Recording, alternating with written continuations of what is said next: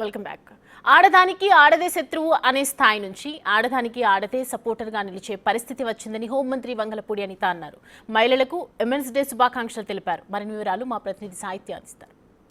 మహిళా దినోత్సవం సందర్భంగా ప్రస్తుతం మనతో పాటు హోంమంత్రి అనిత మేడం అయితే ఉన్నారు. మేడం, ఇంటర్నేషనల్ ఉమెన్స్ డే రోజున ఉమెన్స్ అందరికీ ఏం చెప్తారు? నేను మళ్ళీ చెప్తున్నానమ్మా, ఉమెన్ ఇందులోని కూడా తక్కువ కాదు. మెంటల్గా ఫిజికల్గా కూడా చాలా స్ట్రాంగ్ ఉమెన్.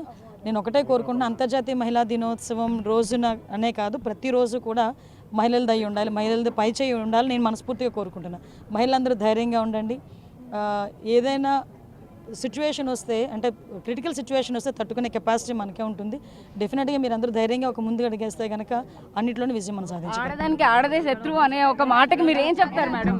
అంటే నేను అందుకే అంటే ఆడవాళ్ళే సపోర్టివ్గా ఉండే పరిస్థితి కూడా ఈరోజు వచ్చింది. సపోర్టివ్గానే ఉంటున్నారు. ఓకే, అంటే ఇంటర్నేషనల్ ఉమెన్స్ డే రోజు అయితే కనుక హోంమంత్రి ఇక్కడ మీటింగ్లో అయితే కనుక ఎన్నో సలహాలు సూచనలు మాట్లాడిన పరిస్థితి అయితే ఉంది. అదేవిధంగా ఇక్కడ బిగ్ టీవీతో ఎక్స్క్లూజివ్గా అయితే కనుక ఆడవాళ్ళ శత్రువు అనే దానికి కాకుండా ఆడవాళ్ళే సపోర్టివ్గా ఉంటారు ఈ రోజున అని చెప్పేసి కూడా ఆవిడ వ్యాఖ్యానించిన పరిస్థితి మనకు కనబడుతోంది. వీడియో జర్నలిస్ట్ సురేష్తో సాహిత్య బిగ్ టీవీ.